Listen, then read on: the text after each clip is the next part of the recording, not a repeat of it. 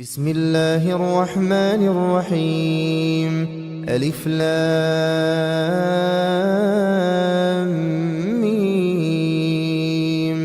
ذلك الكتاب لا ريب فيه هدى للمتقين الذين يؤمنون بالغيب ويقيمون الصلاة ومما رزقناهم ينفقون والذين يؤمنون بما أنزل إليك وما أنزل من قبلك وبالآخرة هم يوقنون أولئك على هدى من ربهم وأولئك هم المفلحون. إن الذين كفروا سواء عليهم أأنذرتهم أم لم تنذرهم لا يؤمنون. ختم الله على قلوبهم وعلى سمعهم وعلى أبصارهم غشاوة ولهم عذاب عظيم. ومن الناس من يقول آمنا بالله وباليوم الآخر وما هم بمؤمنين يخادعون الله والذين آمنوا وما يخدعون إلا أنفسهم وما يشعرون.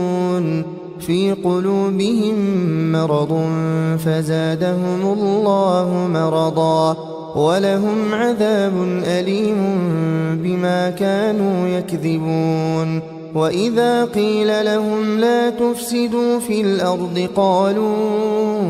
إنما نحن مصلحون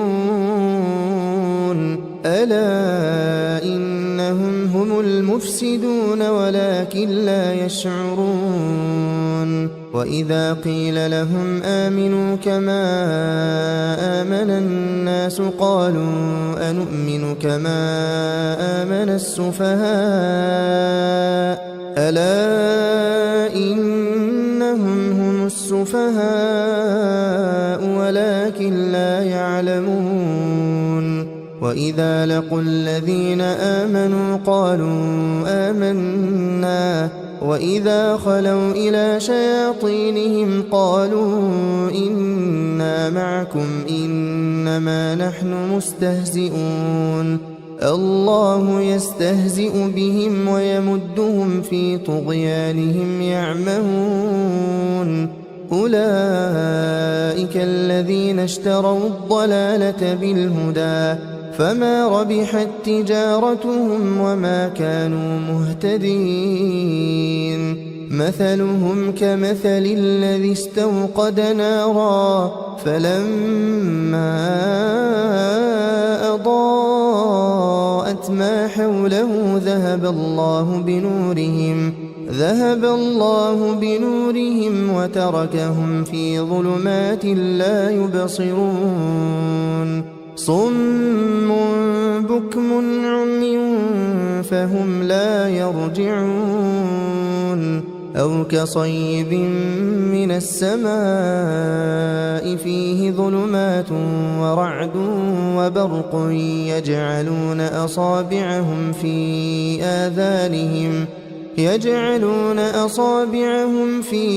آذانهم من الصواعق حذر الموت والله محيط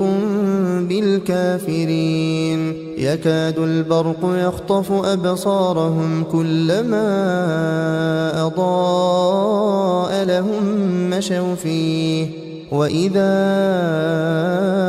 أظلم عليهم قاموا ولو شاء الله لذهب بسمعهم وأبصارهم إن الله على كل شيء قدير. يا أيها الناس اعبدوا ربكم الذي خلقكم والذين من قبلكم لعلكم تتقون. الذي جعل لكم الأرض فراشا والسماء بناء وأنزل من السماء فأخرج به من الثمرات رزقا لكم فلا تجعلوا لله أندادا وأنتم تعلمون وإن كنتم في ريب مما نزلنا على عبدنا فأتوا بسورة من مثله وادعوا شهداءكم من دون الله إن كنتم صادقين فإن لم تفعلوا ولن تفعلوا فاتقوا النار التي وقودها الناس والحجارة أعدت للكافرين وبشر الذين آمنوا وعملوا الصالحات أن لهم جنات تجري من تحتها الأنهار كلما رزقوا منها من ثمرة رزقا قالوا هذا الذي رزقنا من قبل وأتوا به متشابها ولهم فيها أزواج مطهرة وهم فيها خالدون إن الله لا يستحيي أن يضرب مثلا ما بعوضة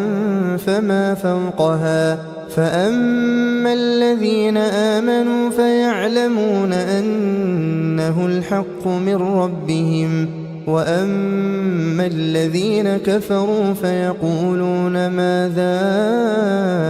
أراد الله بهذا مثلا يضل به كثيرا ويهدي به كثيرا وما يضل به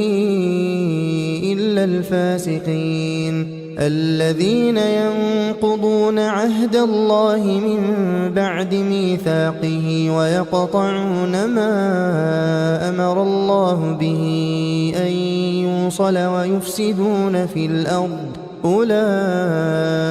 هم الخاسرون كيف تكفرون بالله وكنتم أمواتا فأحياكم ثم يميتكم ثم يحييكم ثم إليه ترجعون هو الذي خلق لكم ما في الأرض جميعا ثم استوى إلى السماء فسواهن 7 سماوات وهو بكل شيء عليم وإذ قال ربك للملائكة إني جاعل في الأرض خليفة قالوا أتجعل فيها من يفسد فيها ويسفك الدماء ونحن نسبح بحمدك ونقدس لك قال إني أعلم ما لا تعلمون وعلم آدم الأسماء كلها ثم عرضهم على الملائكة فقال أنبئوني بأسماء هؤلاء إن كنتم صادقين قالوا سبحانك لا علم لنا إلا ما علمتنا إنك أنت العليم الحكيم قال يا آدم أنبئهم بأسمائهم فلما أنبأهم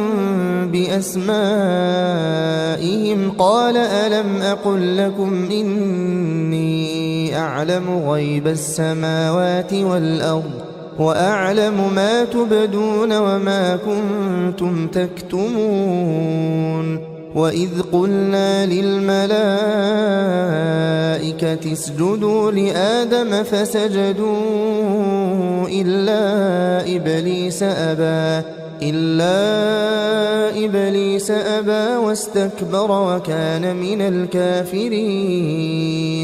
وقلنا يا آدم اسكن أنت وزوجك الجنة وكلا منها رغدا حيث شئتما ولا تقربا هذه الشجرة فتكونا من الظالمين فأزلهما الشيطان عنها فأخرجهما مما كانا فيه وقلنا اهبطوا بعضكم لبعض عدو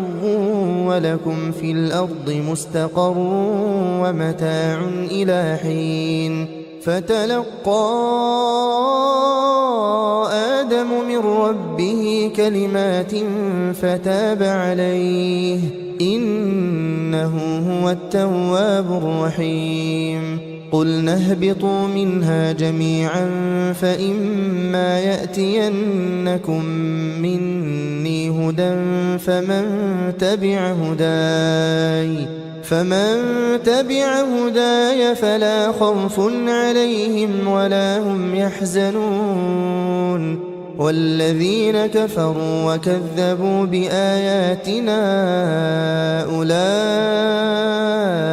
أصحاب النار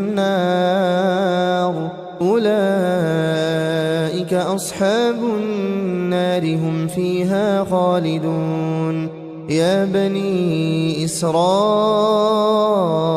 اذكروا نعمتي التي أنعمت عليكم وأوفوا بعهدي أوف بعهدكم وإياي فارهبون وآمنوا بما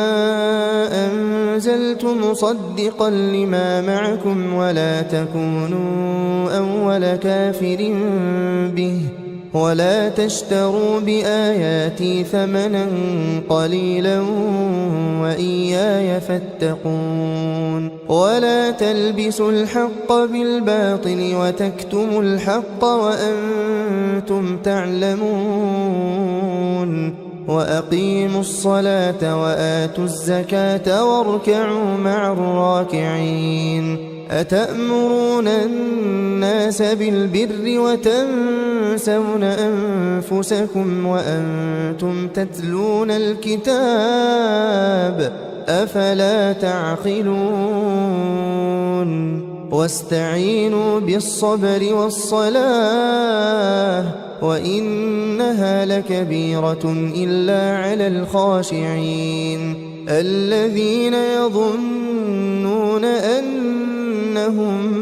ملاقو ربهم وأنهم إليه راجعون يا بني إسرائيل اذكروا نعمتي التي أنعمت عليكم وأني فضلتكم على العالمين واتقوا يوما لا تجزي نفس عن نفس شيئا ولا يقبل منها شفاعة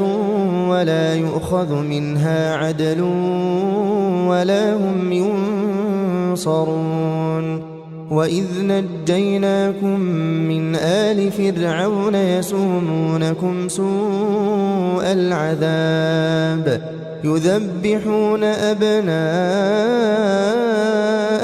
ويستحيون نساءكم وفي ذلكم بلاء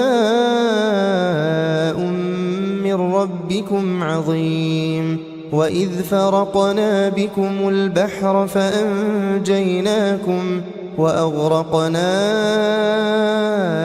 آل فرعون وأنتم تنظرون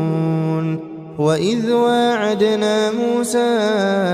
40 ليلة ثم اتخذتم العجل من بعده وأنتم ظالمون ثم عفونا عنكم من بعد ذلك لعلكم تشكرون وإذ آتينا موسى الكتاب والفرقان لعلكم تهتدون وإذ قال موسى لقومه يا قوم إنكم ظلمتم أنفسكم باتخاذكم العجل فتوبوا إلى بارئكم فاقتلوا أنفسكم ذلكم خير لكم عند بارئكم فتاب عليكم إنه هو التواب الرحيم وإذ قلتم يا موسى لن نؤمن لك حتى نرى الله جهرة فأخذتكم الصاعقة وأنتم تنظرون ثم بعثناكم من بعد موتكم لعلكم تشكرون وظللنا عليكم الغمام وأنزلنا عليكم المن والسلوى كلوا من طيبات ما رزقناكم وما ظلمونا ولكن كانوا أنفسهم يظلمون وإذ قلنا ادخلوا هذه القرية فكلوا منها حيث شئتم رغدا وادخلوا الباب سجدا وقولوا حطة نغفر لكم خطاياكم وسنزيد المحسنين فبدل الذين ظلموا قولا غير الذي قيل لهم فأنزلنا على الذين ظلموا رجزا من السماء بما كانوا يفسقون وإذ استسقى موسى لقومه فقلنا اضرب بعصاك الحجر فانفجرت منه 12 عينا قد علم كل أناس مشربهم كلوا واشربوا من رزق الله ولا تعثوا في الأرض مفسدين وإذ قلتم يا موسى لن نصبر على طعام واحد فادع لنا ربك يخرج لنا مما تنبت الأرض من بقلها وقثائها وفومها وعدسها وبصلها قال أتستبدلون الذي هو أدنى بالذي هو خير اهبطوا مصرا فإن لكم ما سألتم وضربت عليهم الذلة والمسكنة وباءوا بغضب من الله ذلك بأنهم كانوا يكفرون بآيات الله ويقتلون النبيين بغير الحق ذلك بما عصوا وكانوا يعتدون إن الذين آمنوا والذين هادوا والنصارى والصابئين من آمن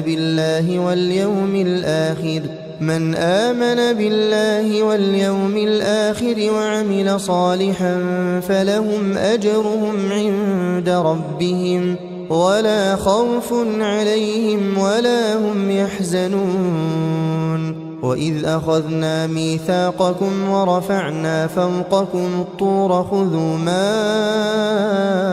آتيناكم بقوة واذكروا ما فيه لعلكم تتقون ثم توليتم من بعد ذلك فلولا فضل الله عليكم ورحمته لكنتم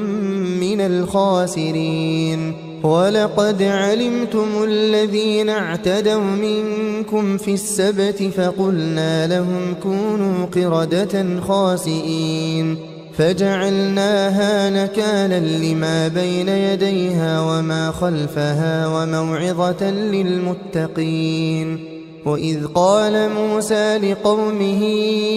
إن الله يأمركم أن تذبحوا بقرة قالوا أتتخذنا هزوا قال أعوذ بالله أن أكون من الجاهلين قالوا ادع لنا ربك يبين لنا ما هي قال إنه يقول إنها بقرة لا فارض ولا بكر عوان بين ذلك فافعلوا ما تؤمرون قالوا ادع لنا ربك يبين لنا ما لونها قال إنه يقول إنها بقرة صفراء فاقع لونها تسر الناظرين قالوا ادع لنا ربك يبين لنا ما هي إن البقرة شابه علينا وإنا إن شاء الله لمهتدون قال إنه يقول إنها بقرة لا ذلول تثير الأرض ولا تسقي الحرث مسلمة لا شية فيها قالوا الآن جئت بالحق فذبحوها وما كادوا يفعلون وإذ قتلتم نفسا فادارأتم فيها والله مخرج ما كنتم تكتمون فقلنا اضربوه ببعضها كذلك يحيي الله الموتى ويريكم آياته لعلكم تعقلون ثم قست قلوبكم من بعد ذلك فهي كالحجارة أو أشد قسوة وإن من الحجارة لما يتفجر منه الأنهار وإن منها لما يشقق فيخرج منه الماء وإن منها لما يهبط من خشية الله وما الله بغافل عما تعملون أفتطمعون أن يؤمنوا لكم وقد كان فريق منهم يسمعون كلام الله ثم يحرفونه من بعد ما عقلوه وهم يعلمون وإذا لقوا الذين آمنوا قالوا آمنا وإذا خلا بعضهم إلى بعض قالوا أتحدثونهم بما فتح الله عليكم ليحاجوكم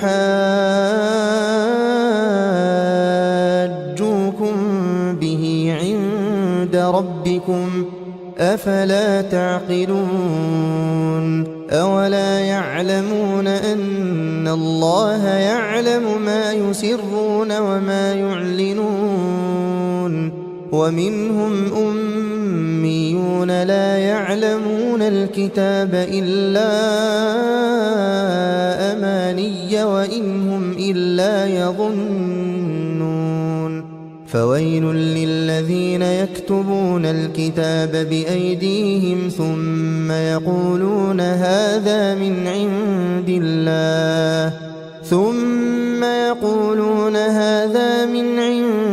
الله ليشتروا به ثمنا قليلا فويل لهم مما كتبت أيديهم وويل لهم مما يكسبون وقالوا لن تمسنا النار إلا أياما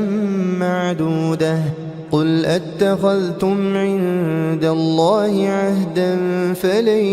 يخلف الله عهده أم تقولون على الله ما لا تعلمون بلى من كسب سيئة وأحاطت به خطيئته فأولئك أصحاب النار هم فيها خالدون والذين آمنوا وعملوا الصالحات أولئك أصحاب الجنة هم فيها خالدون وإذ أخذنا ميثاق بني إسرائيل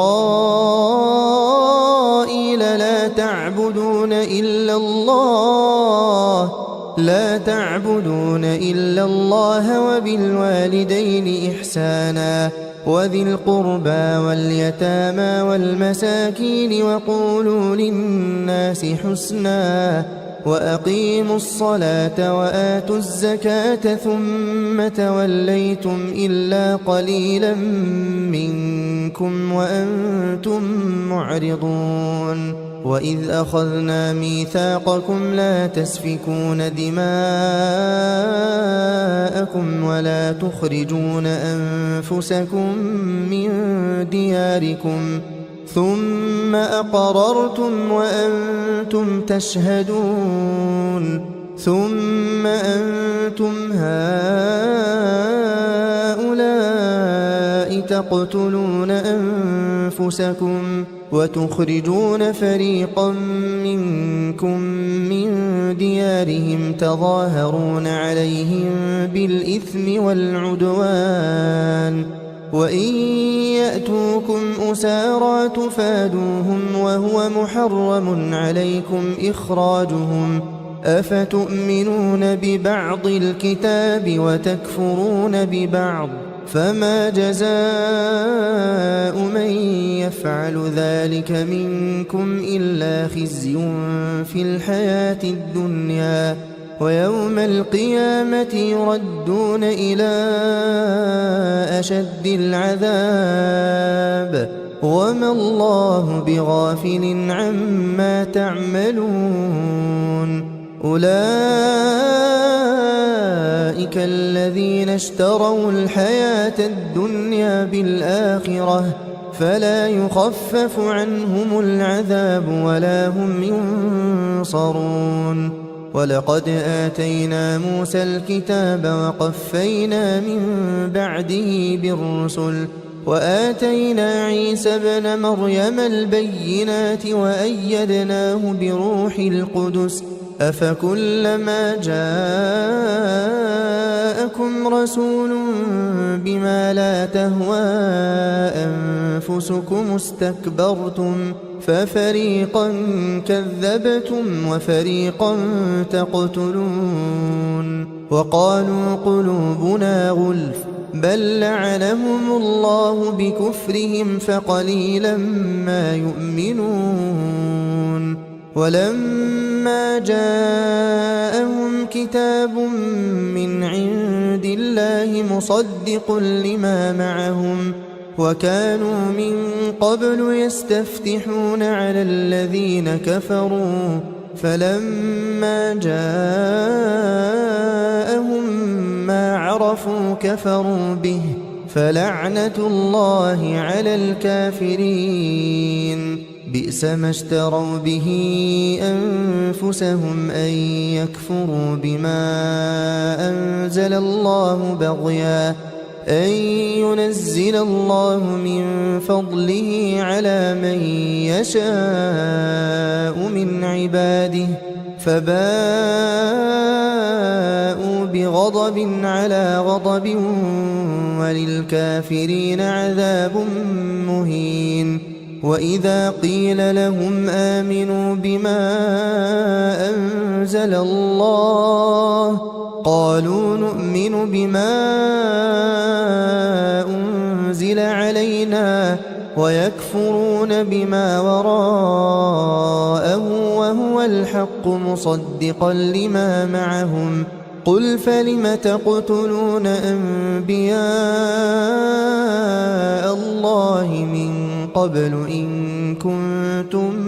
مؤمنين ولقد جاءكم موسى بالبينات ثم اتخذتم العجل من بعده وأنتم ظالمون وإذ أخذنا ميثاقكم ورفعنا فوقكم الطور خذوا ما آتيناكم بقوة واسمعوا قالوا سمعنا وعصينا وأشربوا في قلوبهم العجل بكفرهم قل بئس ما يأمركم به إيمانكم إن كنتم مؤمنين قل إن كانت لكم الدار الآخرة عند الله خالصة من دون الناس فتمنوا الموت إن كنتم صادقين ولن يتمنوه أبدا بما قدمت أيديهم والله عليم بالظالمين ولتجدنهم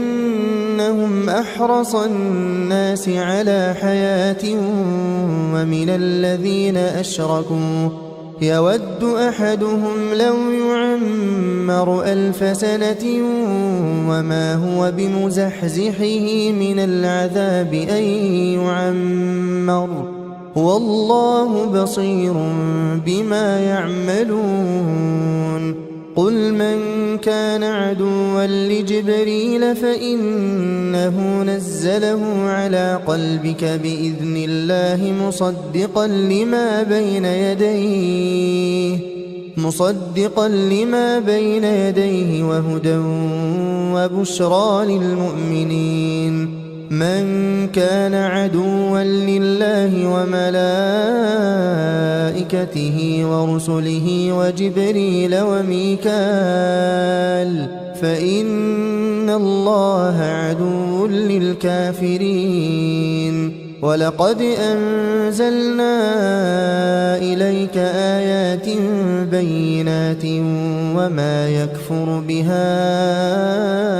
إلا الفاسقون أوكلما عاهدوا عهدا نبذه فريق منهم بل أكثرهم لا يؤمنون ولما جاءهم رسول من عند الله مصدق لما معهم نبذ فريق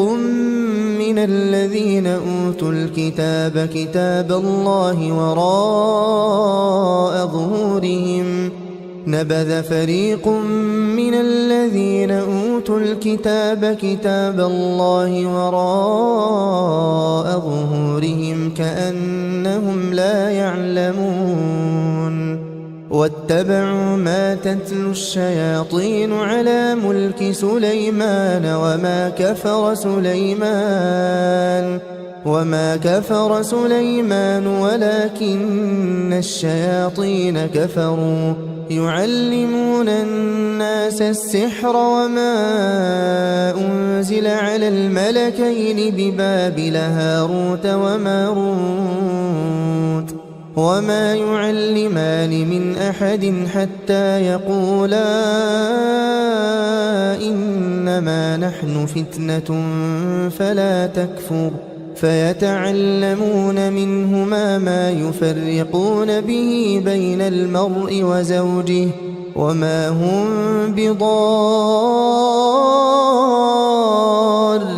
به من أحد إلا بإذن الله ويتعلمون ما يضرهم ولا ينفعهم ولقد علموا لمن اشتراه ما له في الآخرة من خلاق ولبئس ما شروا به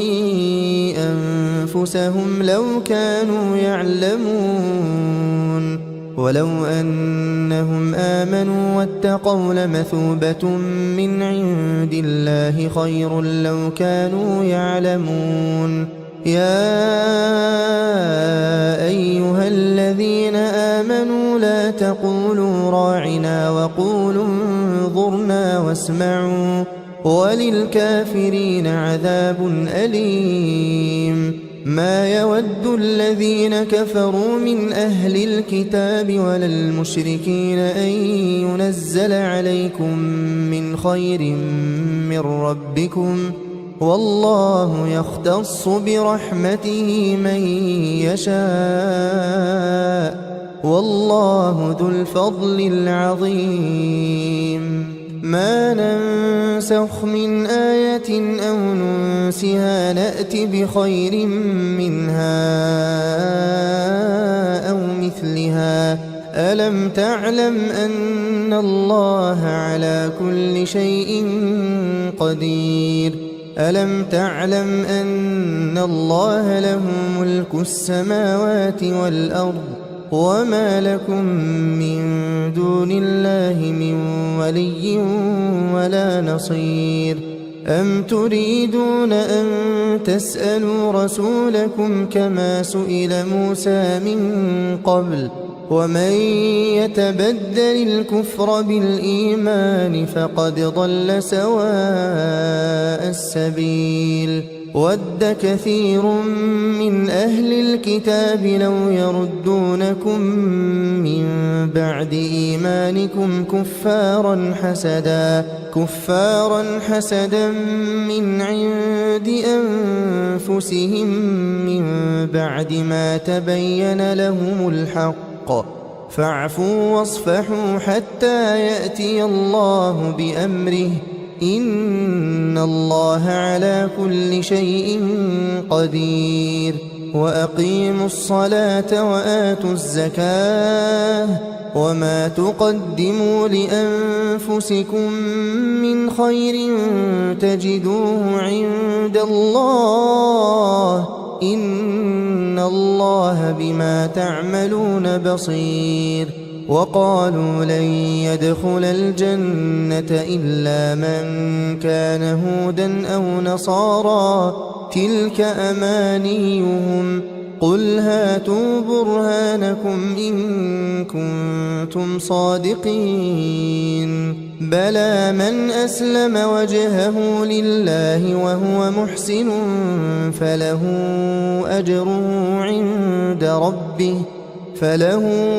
أجره عند ربه ولا خوف عليهم ولا هم يحزنون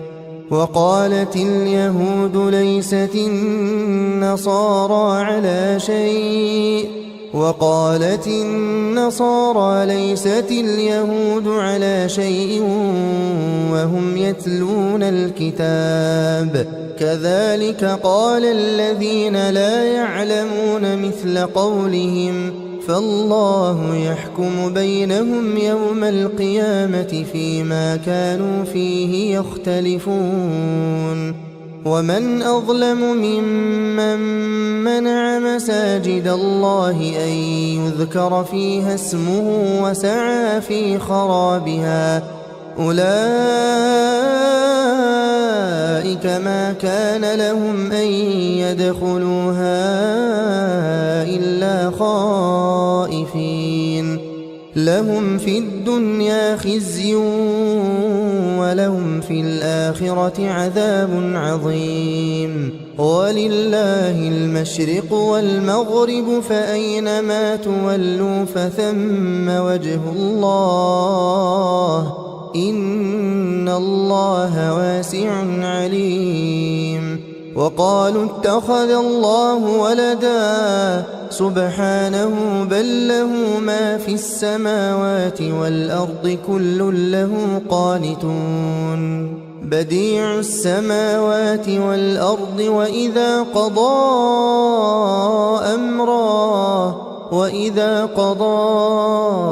أمرا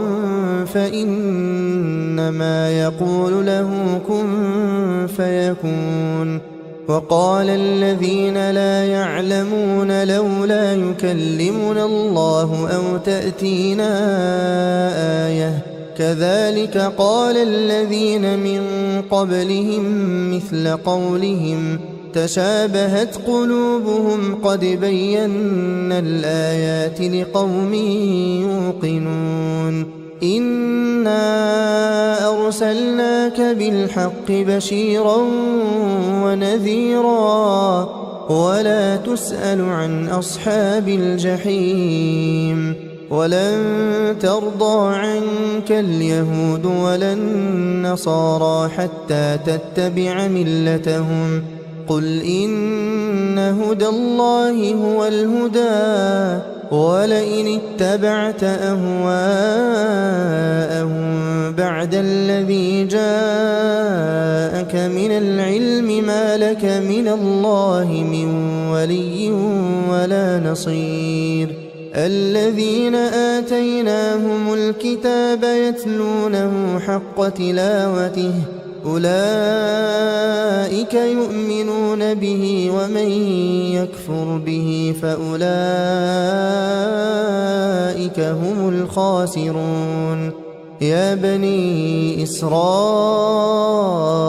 اذكروا نعمتي التي أنعمت عليكم وأني فضلتكم على العالمين واتقوا يوما لا تجزي نفس عن نفس شيئا ولا يقبل منها عدل ولا تنفعها شفاعة ولا هم ينصرون وإذ ابتلى إبراهيم ربه بكلمات فأتمهن قال إني جاعلك للناس إماما قال ومن ذريتي قال لا ينال عهد الظالمين وإذ جعلنا البيت مثابة للناس وأمنا واتخذوا من مقام إبراهيم مصلى وعهدنا إلى إبراهيم وإسماعيل أن طهرا بيتي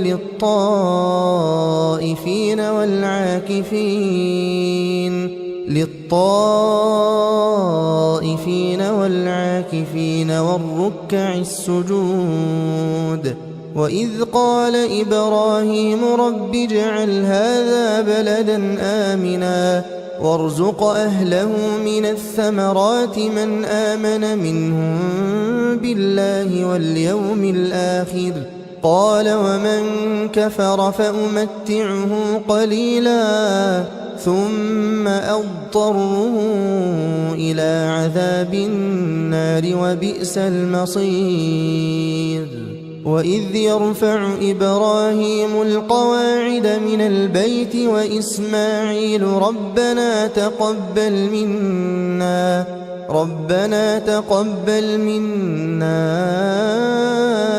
إنك أنت السميع العليم ربنا واجعلنا مسلمين لك ومن ذريتنا أمة مسلمة لك وأرنا مناسكنا وتب علينا إنك أنت التواب الرحيم ربنا وابعث فيهم رسولا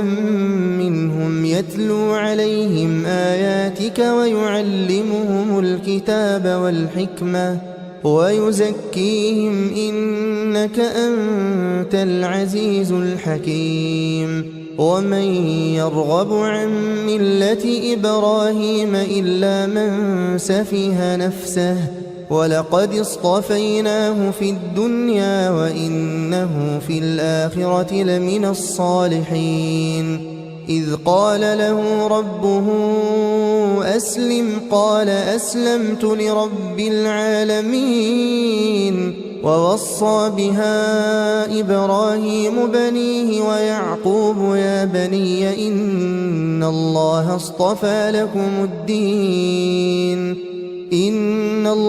اصطفى لكم الدين فلا تموتن إلا وأنتم مسلمون أم كنتم شهداء إذ حضر يعقوب الموت إذ إذ قال لبنيه ما تعبدون من بعدي قالوا نعبد إلهك وإله آبائك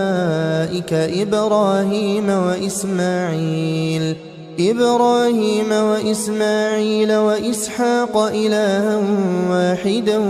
ونحن له مسلمون تلك أمة قد خلت لها ما كسبت ولكم ما كسبتم ولا تسألون عما كانوا يعملون وقالوا كونوا هودا أو نصارى تهتدوا قل بل ملة إبراهيم حنيفا وما كان من المشركين قولوا آمنا بالله وما أنزل إلينا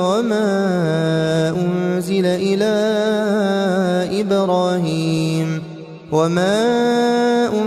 أنزل إلى إبراهيم وإسماعيل وإسحاق ويعقوب والأسباط وما أوتي موسى وعيسى وما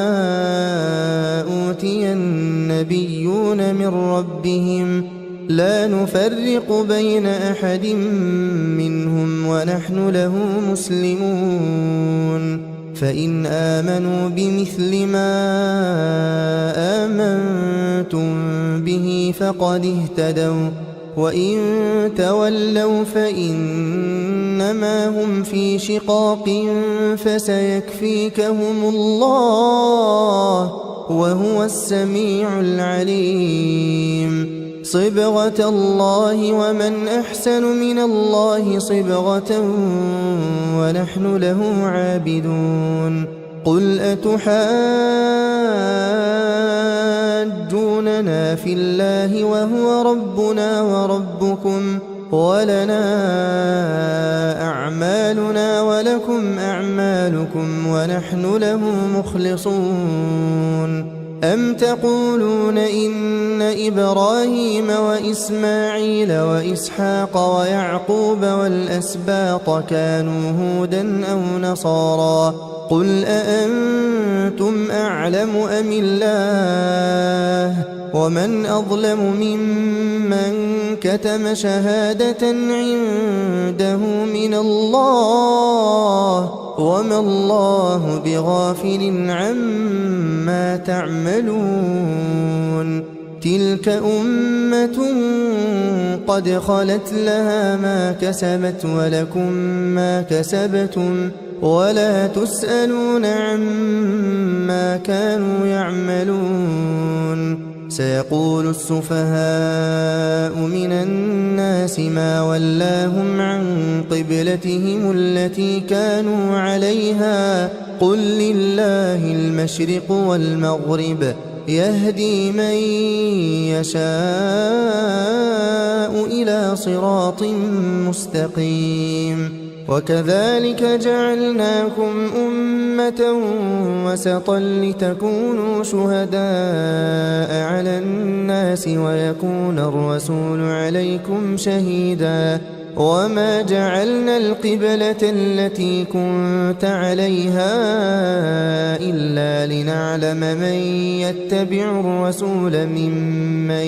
ينقلب على عقبيه وإن كانت لكبيرة إلا على الذين هدى الله وما كان الله ليضيع إيمانكم إن الله بالناس لرؤوف رحيم قد نرى تقلب وجهك في السماء فلنولينك قبلة ترضاها فول وجهك شطر المسجد الحرام وحيث ما كنتم فولوا وجوهكم شطره وإن الذين أوتوا الكتاب ليعلمون أنه الحق من ربهم وما الله بغافل عما يعملون ولئن أتيت الذين أوتوا الكتاب بكل آية ما تبعوا قبلتك وما أنت بتابع قبلتهم وما بعضهم بتابع قبلة بعض ولئن اتبعت أهواءهم من بعد ما جاءك من العلم إنك إذا لمن الظالمين الذين آتيناهم الكتاب يعرفونه كما يعرفون أبناءهم وإن فريقا منهم ليكتمون الحق وهم يعلمون الحق من ربك فلا تكونن من الممترين ولكل وجهة هو موليها فاستبقوا الخيرات أينما تكونوا يأت بكم الله جميعا إن الله على كل شيء قدير ومن حيث خرجت فول وجهك شطر المسجد الحرام وإنه للحق من ربك وما الله بغافل عما تعملون ومن حيث خرجت فول وجهك شطر المسجد الحرام وحيث ما كنتم فولوا وجوهكم شطره لئلا يكون للناس عليكم حجة إلا الذين ظلموا منهم فلا تخشوهم واخشوني ولأتم نعمتي عليكم ولعلكم تهتدون كما أرسلنا فيكم رسولا منكم يتلو عليكم آياتنا ويزكيكم ويعلمكم الكتاب والحكمة ويعلمكم ما لم تكونوا تعلمون فاذكروني أذكركم واشكروا لي ولا تكفرون يا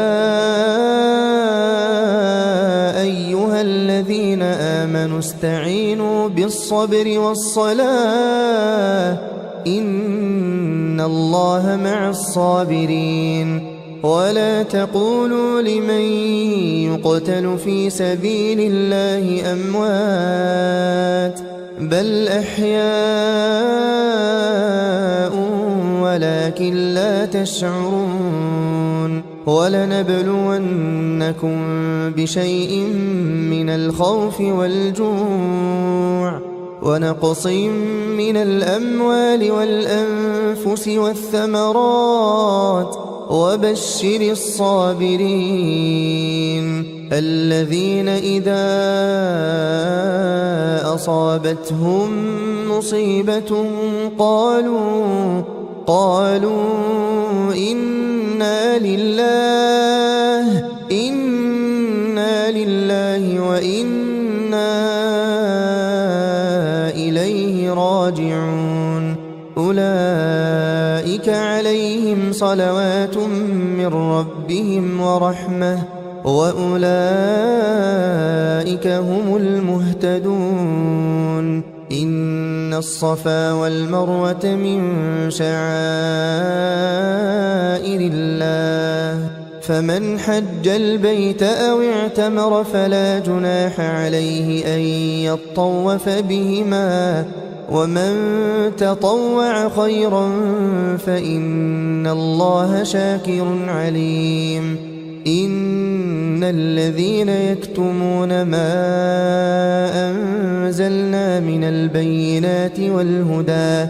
من بعد ما بيناه للناس في الكتاب أولئك يلعنهم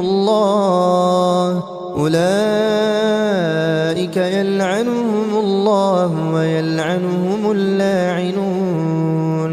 إلا الذين تابوا وأصلحوا وبينوا فأولئك أتوب عليهم وأنا التواب الرحيم إن الذين كفروا وماتوا وهم كفار أولئك عليهم لعنة الله والملائكة والناس أجمعين خالدين فيها لا يخفف عنهم العذاب ولا هم ينظرون وإلهكم إله واحد لا إله إلا هو الرحمن الرحيم إن في خلق السماوات والأرض واختلاف الليل والنهار والفلك التي تجري في البحر بما ينفع الناس وما أنزل الله من السماء من ماء فأحيا به الأرض بعد موتها وبث فيها من كل دابة وتصريف الرياح والسحاب المسخر بين السماء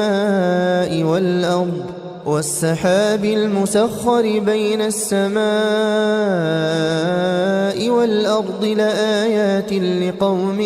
يعقلون ومن الناس من يتخذ من دون الله أندادا يحبونهم كحب الله والذين آمنوا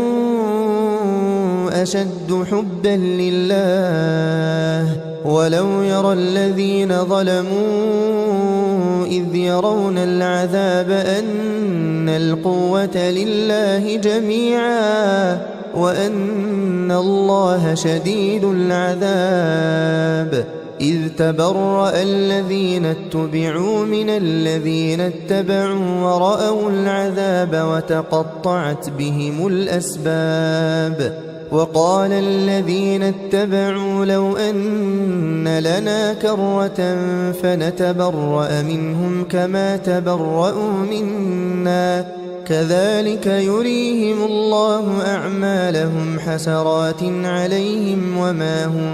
بخارجين من النار يا أيها الناس كلوا مما في الأرض حلالا طيبا ولا تتبعوا خطوات الشيطان إنه لكم عدو مبين إنما يأمركم بالسوء والفحشاء وأن تقولوا على الله ما لا تعلمون وإذا قيل لهم اتبعوا ما أنزل الله قالوا بل نتبع ما ألفينا عليه آباءنا أولو كان آباؤهم لا يعقلون شيئا ولا يهتدون ومثل الذين كفروا كمثل الذي ينعق بما لا يسمع إلا دعاء ونداء صم بكم عمي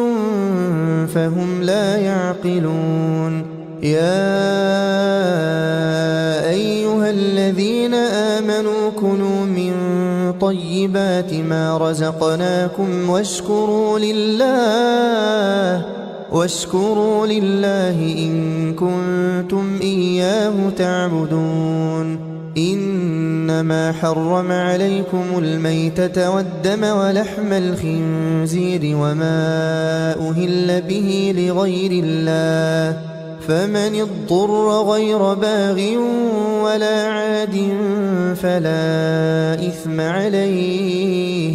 إن الله غفور رحيم إن الذين يكتمون ما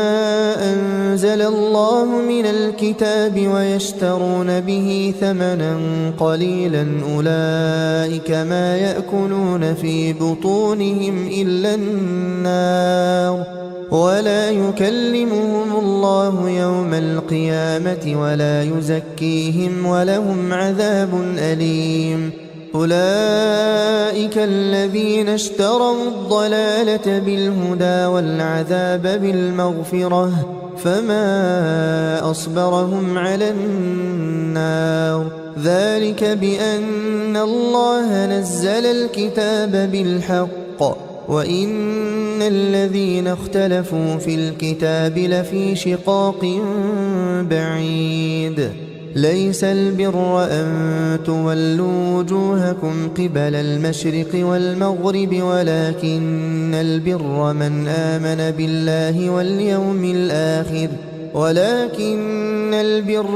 آمن بالله واليوم الآخر والملائكة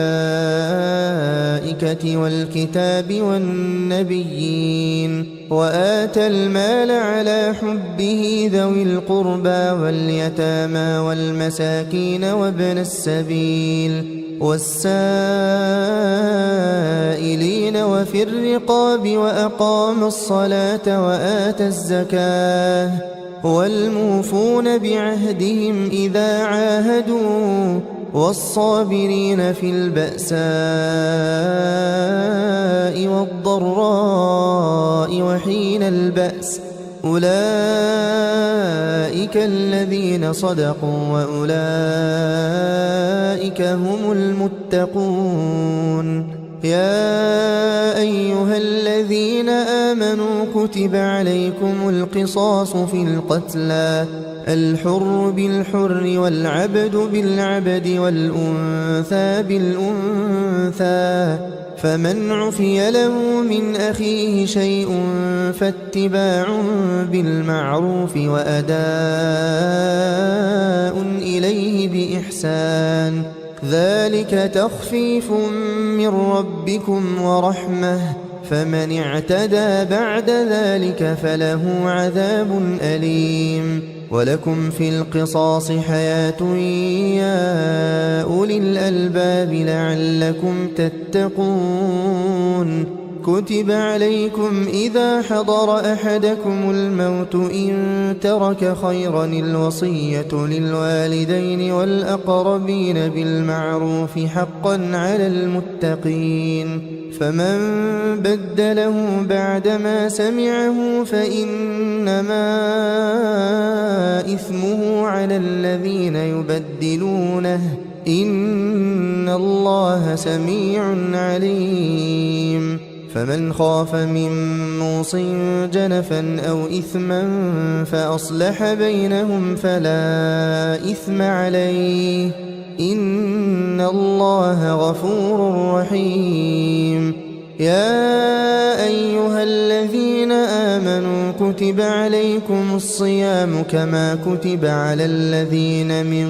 قبلكم لعلكم تتقون أياما معدودات فمن كان منكم مريضا أو على سفر فعدة من أيام أخر وعلى الذين يطيقونه فدية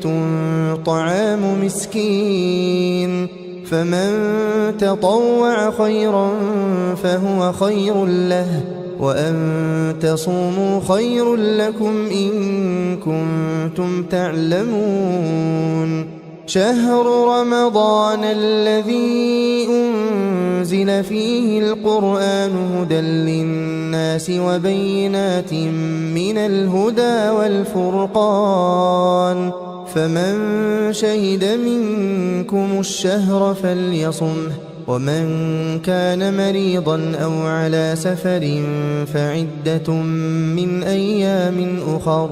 يريد الله بكم اليسر ولا يريد بكم العسر ولتكملوا العدة ولتكبروا الله على ما هداكم ولعلكم تشكرون وإذا سألك عبادي عني فإني قريب أجيب دعوة الداع إذا دعان فليستجيبوا لي وليؤمنوا بي لعلهم يرشدون أحل لكم ليلة الصيام الرفث إلى نسائكم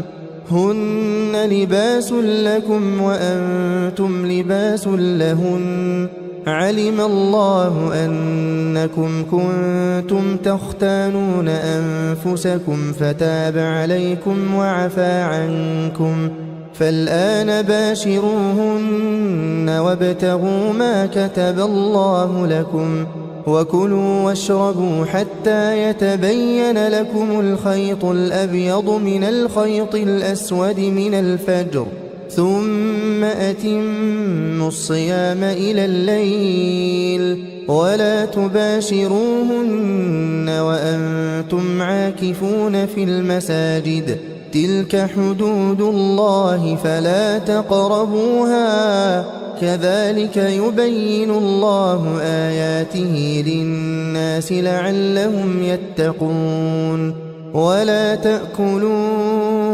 أموالكم بينكم بالباطل وتدلوا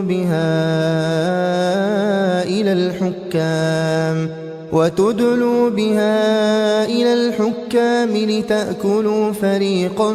من أموال الناس بالإثم وأنتم تعلمون يسألونك عن الأهلة قل هي مواقيت للناس والحج وليس البر بأن تأتوا البيوت من ظهورها ولكن البر من اتقى وأتوا البيوت من أبوابها واتقوا الله لعلكم تفلحون وقاتلوا في سبيل الله الذين يقاتلونكم ولا تعتدوا إن الله لا يحب المعتدين واقتلوهم حيث ثقفتموهم وأخرجوهم من حيث أخرجوكم والفتنة أشد من القتل ولا تقاتلوهم عند المسجد الحرام حتى يقاتلوكم فيه فإن قاتلوكم فاقتلوهم كذلك جزاء الكافرين فإن انتهوا فإن الله غفور رحيم وقاتلوهم حتى لا تكون فتنة ويكون الدين لله فإن انتهوا فلا عدوان إلا على الظالمين الشهر الحرام بالشهر الحرام والحرمات قصاص فمن اعتدى عليكم فاعتدوا عليه بمثل ما اعتدى عليكم واتقوا الله واعلموا أن الله مع المتقين وأنفقوا في سبيل الله ولا تلقوا بأيديكم إلى التهلكة وأحسنوا إن الله يحب المحسنين وأتموا الحج والعمرة لله فإن أحصرتم فما استيسر من الهدي ولا تحلقوا رؤوسكم حتى يبلغ الهدي محله فمن كان منكم مريضا أو به أذى من رأسه ففدية من صيام أو صدقة أو نسك فإذا أمنتم فمن تمتع بالعمرة إلى الحج فما استيسر من الهدي فمن لم يجد فصيام 3 أيام في الحج و7 إذا رجعتم تلك 10 كاملة ذلك لمن لم يكن أهله حاضر المسجد الحرام واتقوا الله واعلموا أن الله شديد العقاب الحج أشهر معلومات فمن فرض فيهن الحج فلا رفث ولا فسوق ولا جدال في الحج وما تفعلوا من خير يعلمه الله وتزودوا فإن خير الزاد التقوى واتقون يا أولي الألباب. ليس عليكم جناح أن تبتغوا فضلا من ربكم، فإذا أفضتم من عرفات فاذكروا الله عند المشعر الحرام، واذكروه كما هداكم وإن كنتم من قبله لمن الضالين.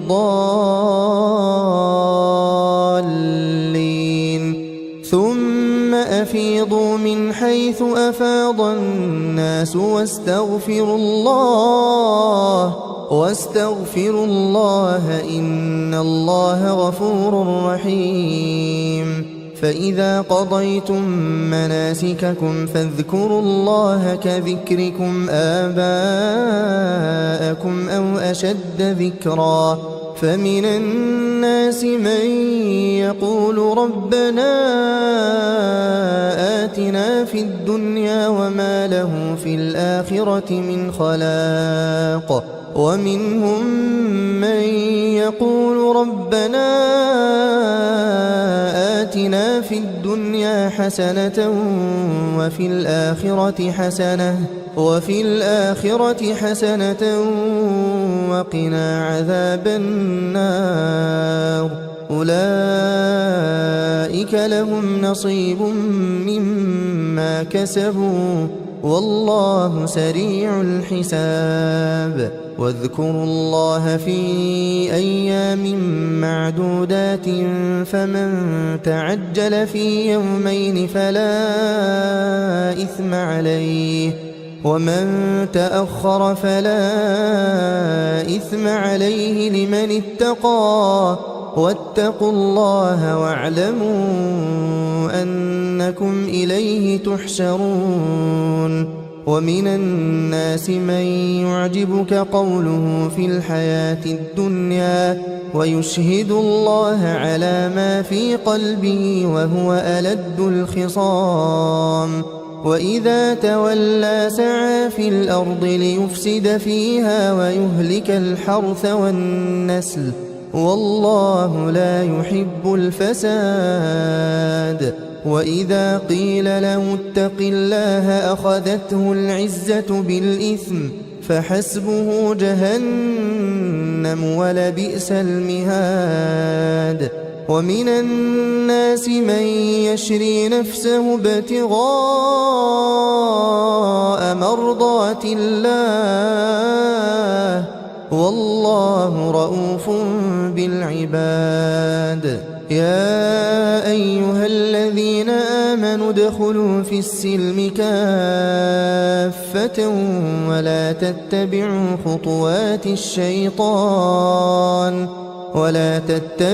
خطوات الشيطان إنه لكم عدو مبين. فإن زللتم من بعد ما جاءتكم البينات فاعلموا أن الله عزيز حكيم. هل ينظرون إلا أن يأتيهم الله في ظلل من الغمام والملائكة وقضي الأمر وإلى الله ترجع الأمور. سل بني إسرائيل كم آتيناهم من آية بينة ومن يبدل نعمة الله من بعد ما جاءته فإن الله شديد العقاب. زين للذين كفروا الحياة الدنيا ويسخرون من الذين آمنوا والذين اتقوا فوقهم يوم القيامة والله يرزق من يشاء بغير حساب. كان الناس أمة واحدة فبعث الله النبيين مبشرين ومنذرين وأنزل معهم الكتاب بالحق وأنزل معهم الكتاب بالحق ليحكم بين الناس فيما اختلفوا فيه وما اختلف فيه إلا الذين أوتوه من بعد ما جاءتهم البينات بغيا بينهم فهدى الله الذين آمنوا لما اختلفوا فيه من الحق بإذنه والله يهدي من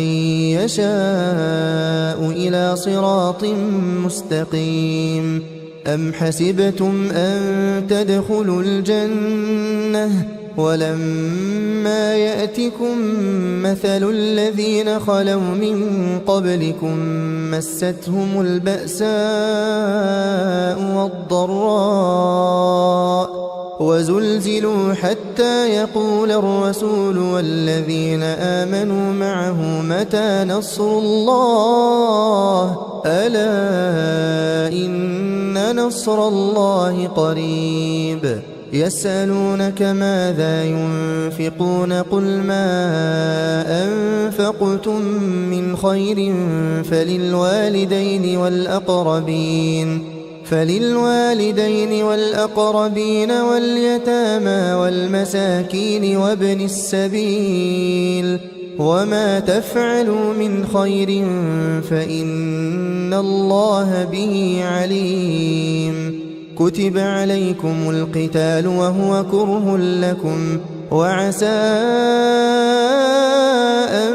تكرهوا شيئا وهو خير لكم وعسى أن تحبوا شيئا وهو شر لكم والله يعلم وأنتم لا تعلمون. يسألونك عن الشهر الحرام قتال فيه قل قتال فيه كبير وصد عن سبيل الله وكفر به والمسجد الحرام وإخراج أهله منه أكبر عند الله والفتنة أكبر من القتل ولا يزالون يقاتلونكم حتى يردوكم عن دينكم إن استطاعوا ومن يرتدد منكم عن دينه فيمت وهو كافر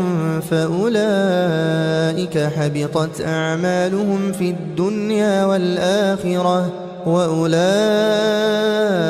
أصحاب النار هم فيها خالدون. إن الذين آمنوا والذين هاجروا وجاهدوا في سبيل الله أولئك يرجون رحمة الله والله غفور رحيم. يسألونك عن الخمر والميسر قل فيهما إثم كبير ومنافع للناس وإثمهما أكبر من نفعهما ويسألونك ماذا ينفقون قل العفو كذلك يبين الله لكم الآيات لعلكم تتفكرون في الدنيا والآخرة. ويسألونك عن اليتامى قل إصلاح لهم خير وإن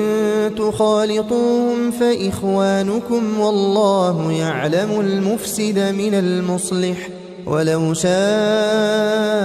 الله لأعنتكم إن الله عزيز حكيم. ولا تنكحوا المشركات حتى يؤمن ولأمة مؤمنة خير من مشركة ولو أعجبتكم ولا تنكحوا المشركين حتى يؤمنوا ولعبد مؤمن خير من مشرك ولو أعجبكم أولئك يدعون إلى النار والله يدعو إلى الجنة والمغفرة بإذنه ويبين آياته للناس لعلهم يتذكرون. ويسألونك عن المحيض قل هو أذى فاعتزلوا النساء في المحيض ولا تقربوهن حتى يطهرن فإذا تطهرن فأتوهن من حيث أمركم الله إن الله يحب التوابين ويحب المتطهرين نساؤكم حرث لكم فأتوا حرثكم أنى شئتم وقدموا لأنفسكم واتقوا الله واعلموا أنكم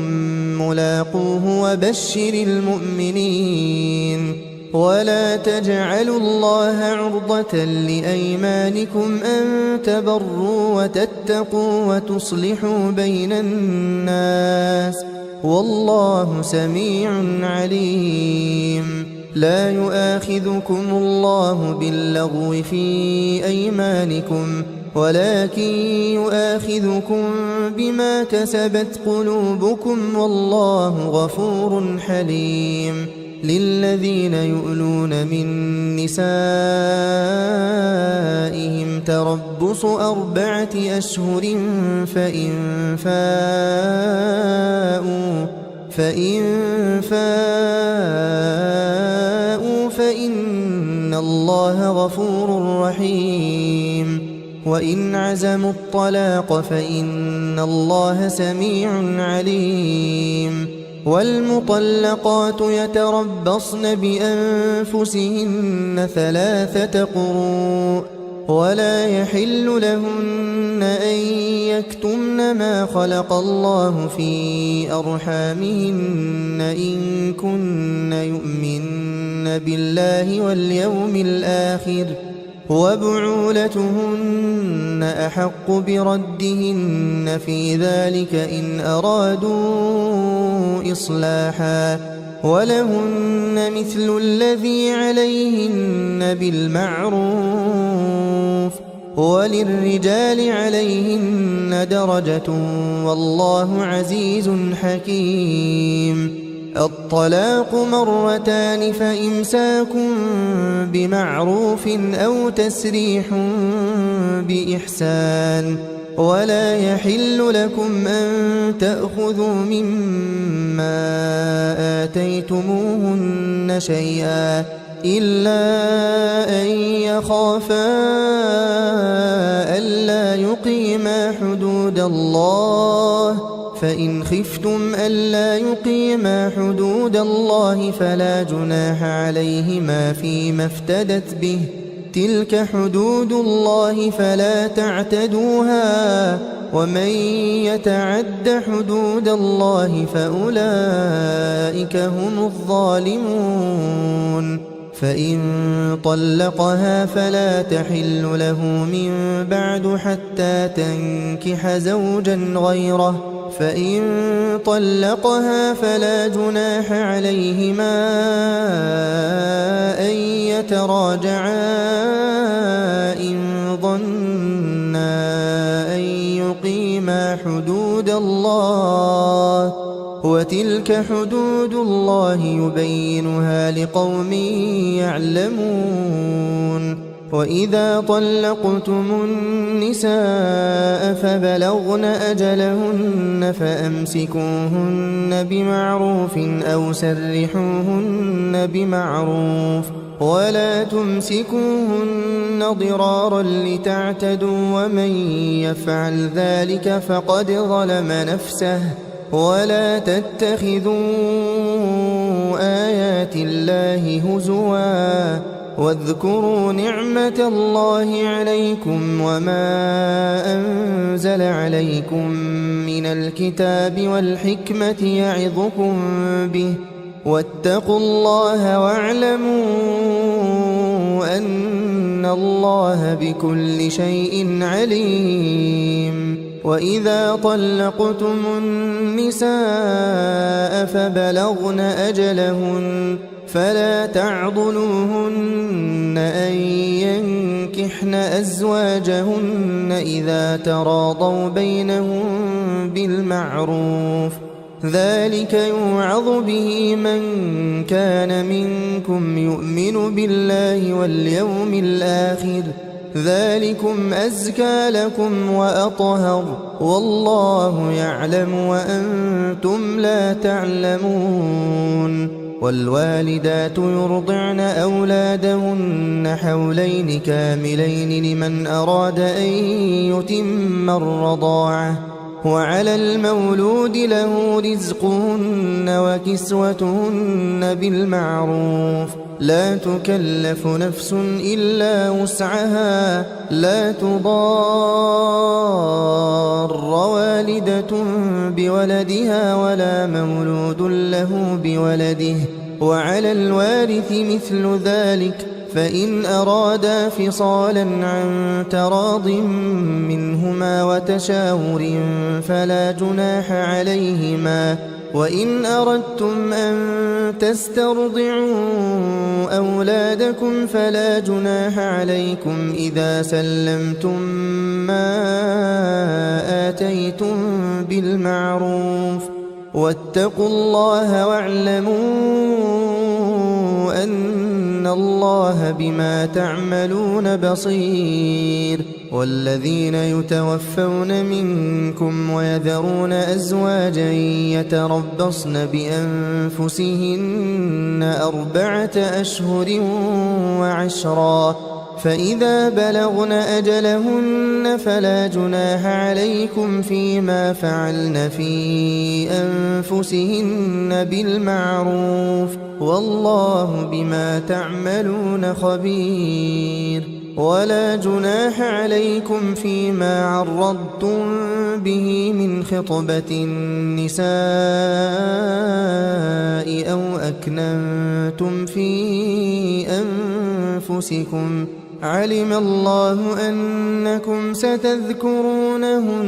ولكن لا تواعدوهن سرا إلا أن تقولوا قولا معروفا،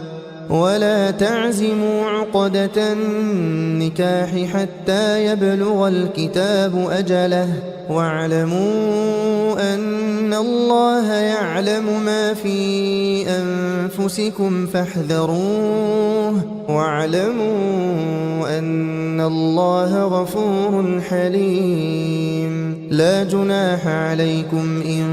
طلقتم النساء ما لم تمسوهن أو تفرضوا لهن فريضة،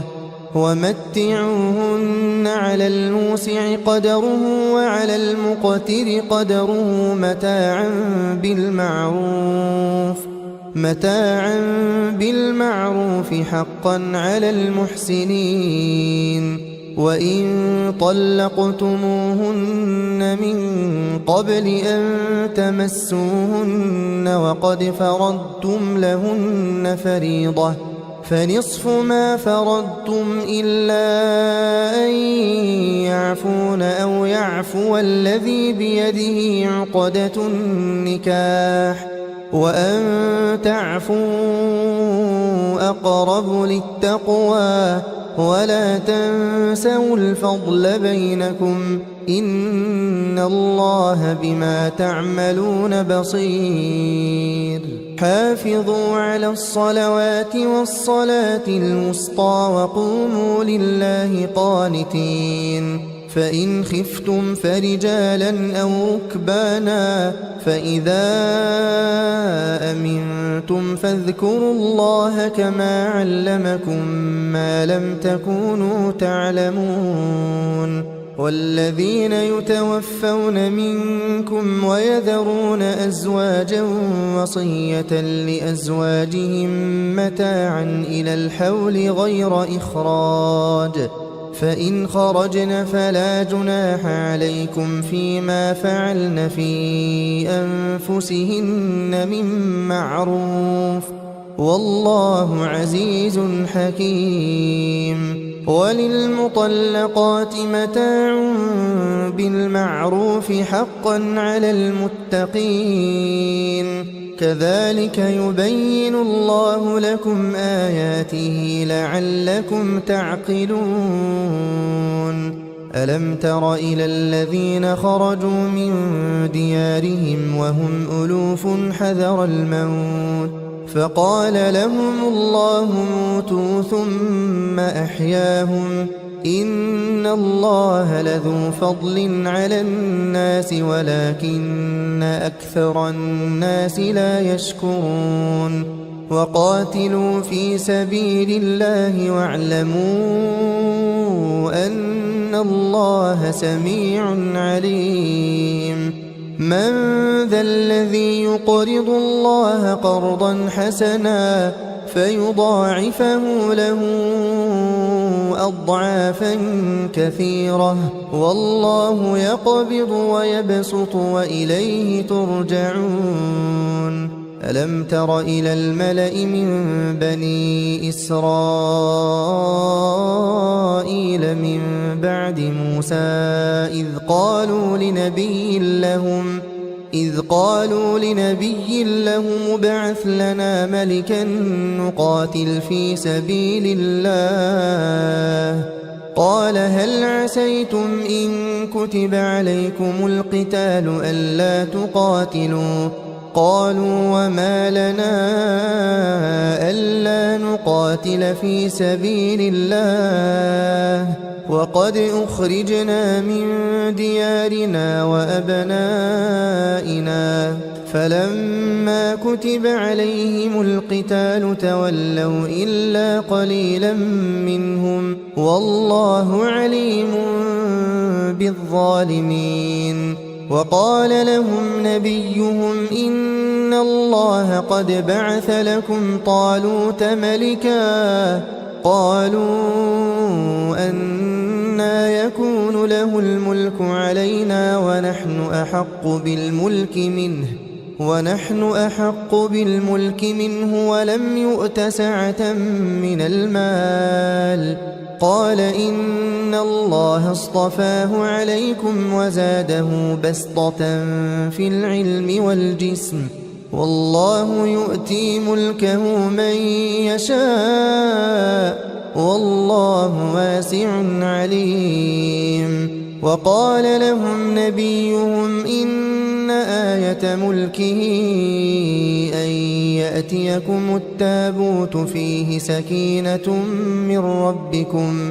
وبقية مما ترك آل موسى وآل هارون تحمله الملائكة إن في ذلك لآية لكم إن كنتم مؤمنين فلما فصل طالوت بالجنود قال إن الله مبتليكم بنهر فمن شرب منه فليس مني ومن لم يطعمه فإنه مني إلا من اغترف غرفة بيده فشربوا منه إلا قليلا منهم فلما جاوزه هو والذين آمنوا معه قالوا لا طاقة لنا اليوم بجالوت وجنوده قال الذين يظنون أنهم ملاقو الله كم من فئة قليلة غلبت فئة كثيرة بإذن الله والله مع الصابرين ولما برزوا لجالوت وجنوده قالوا ربنا أفرغ علينا صبرا وثبت أقدامنا وانصرنا على القوم الكافرين فهزموهم بإذن الله وقتل داود جالوت وآتاه الله الملك والحكمة وعلمه مما يشاء ولولا دفع الله الناس بعضهم ببعض لفسدت الأرض ولكن الله ذو فضل على العالمين تلك آيات الله نتلوها عليك بالحق وإنك لمن المرسلين تلك الرسل فضلنا بعضهم على بعض منهم من كلم الله ورفع بعضهم درجات وآتينا عيسى ابن مريم البينات وأيدناه بروح القدس ولو شاء الله ما اقتتل الذين من بعدهم من بعد ما جاءتهم البينات ولكن اختلفوا فمنهم من آمن ومنهم من كفر ولو شاء الله ما اقتتلوا ولكن الله يفعل ما يريد يا أيها الذين آمنوا أنفقوا مما رزقناكم من قبل أن يأتي يوم لا بيع فيه ولا خلة ولا شفاعة والكافرون هم الظالمون الله لا إله إلا هو الحي القيوم لا تأخذه سنة ولا نوم له ما في السماوات وما في الأرض من ذا الذي يشفع عنده إلا بإذنه يعلم ما بين أيديهم وما خلفهم ولا يحيطون بشيء من علمه إلا بما شاء وسع كرسيه السماوات والأرض ولا يؤوده حفظهما وهو العلي العظيم لا إكراه في الدين قد تبين الرشد من الغي فمن يكفر بالطاغوت ويؤمن بالله فقد استمسك بالعروة الوثقى لا انفصام لها والله سميع عليم الله ولي الذين آمنوا يخرجهم من الظلمات إلى النور والذين كفروا أولياؤهم الطاغوت يخرجونهم من النور إلى الظلمات أولئك أصحاب النار هم فيها خالدون ألم تر إلى الذي حاج إبراهيم في ربه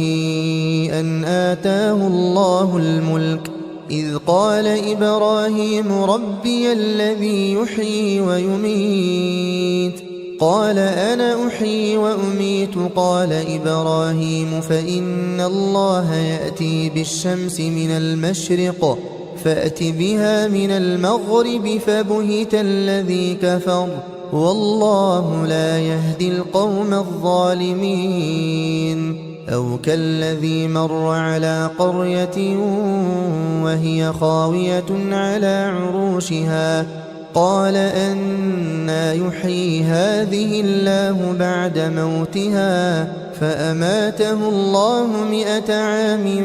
ثم بعثه قال كم لبثت قال لبثت يوما أو بعض يوم قال بل لبثت 100 عام فانظر إلى طعامك وشرابك لم يتسنه وانظر إلى حمارك ولنجعلك آية للناس وانظر إلى العظام كيف ننشزها ثم نكسوها لحما فلما تبين له قال أعلم أن الله على كل شيء قدير وإذ قال إبراهيم رب أرني كيف تحيي الموتى قال أولم تؤمن قال بلى ولكن ليطمئن قلبي قال فخذ 4 من الطير فصرهن إليك ثم اجعل على كل جبل منهن جزءا ثم ادعهن يأتينك سعيا واعلم أن الله عزيز حكيم مثل الذين ينفقون أموالهم في سبيل الله كمثل حبة أنبتت 7 سنابل في كل سنبلة 100 حبة والله يضاعف لمن يشاء والله واسع عليم الذين ينفقون أموالهم في سبيل الله ثم لا يتبعون ما أنفقوا منا ولا أذى لهم أجرهم عند ربهم ولا خوف عليهم ولا هم يحزنون قول معروف ومغفرة خير من صدقة يتبعها أذى والله غني حليم يا أيها الذين آمنوا لا تبطلوا صدقاتكم بالمن والأذى كالذي ينفق ماله رئاء الناس ولا يؤمن بالله واليوم الآخر فمثله كمثل صفوان عليه تراب فأصابه وابل فتركه صلدا لا يقدرون على شيء مما كسبوا والله لا يهدي القوم الكافرين ومثل الذين ينفقون أموالهم ابتغاء مرضات الله وتثبيتا من أنفسهم كمثل جنة بربوة أصابها وابل فآتت أكلها ضعفين فإن لم يصبها وابل فطل والله بما تعملون بصير أيود أحدكم أن تكون له جنة من نخيل وأعناب تجري من تحتها الأنهار له فيها من كل الثمرات وأصابه الكبر وله ذرية ضعفاء فأصابها إعصار فيه نار فاحترقت كذلك يبين الله لكم الآيات لعلكم تتفكرون يا أيها الذين آمنوا أنفقوا من طيبات ما كسبتم ومما أخرجنا لكم من الأرض ولا تيمموا الخبيث منه تنفقون ولستم بآخذيه إلا أن تغمضوا فيه واعلموا أن الله غني حميد الشيطان يعدكم الفقر ويأمركم بالفحشاء والله يعدكم مغفرة منه وفضلا والله واسع عليم يؤتي الحكمة من يشاء ومن يؤت الحكمة فقد أوتي خيرا كثيرا وما يذكر إلا أولو الألباب وما أنفقتم من نفقة أو نذرتم من نذر فإن الله يعلمه وما للظالمين من أنصار إن تبدوا الصدقات فنعما هي وإن تخفوها وتؤتوها الفقراء فهو خير لكم ويكفر عنكم من سيئاتكم والله بما تعملون خبير ليس عليك هداهم ولكن الله يهدي من يشاء وما تنفقوا من خير فلأنفسكم وما تنفقون إلا ابتغاء وجه الله وما تنفقوا من خير يوفى إليكم وأنتم لا تظلمون للفقراء الذين أحصروا في سبيل الله لا يستطيعون ضربا في الأرض يحسبهم الجاهل أغنياء من التعفف تعرفهم بسيماهم لا يسألون الناس إلحافا وما تنفقوا من خير فإن الله به عليم الذين ينفقون أموالهم بالليل والنهار سرا وعلانية فلهم أجرهم عند ربهم ولا خوف عليهم ولا هم يحزنون الذين يأكلون الربا لا يقومون إلا كما يقوم الذي يتخبطه الشيطان من المس ذلك بأنهم قالوا إنما البيع مثل الربا وأحل الله البيع وحرم الربا فمن جاءه موعظة من ربه فانتهى فله ما سلف وأمره إلى الله ومن عاد فأولئك أصحاب النار هم فيها خالدون يمحق الله الربا ويربي الصدقات والله لا يحب كل كفار أثيم إن الذين آمنوا وعملوا الصالحات وأقاموا الصلاة وآتوا الزكاة لهم أجرهم عند ربهم ولا خوف عليهم ولا هم يحزنون يا أيها الذين آمنوا اتقوا الله وذروا ما بقي من الربا إن كنتم مؤمنين فإن لم تفعلوا فأذنوا بحرب من الله ورسوله وإن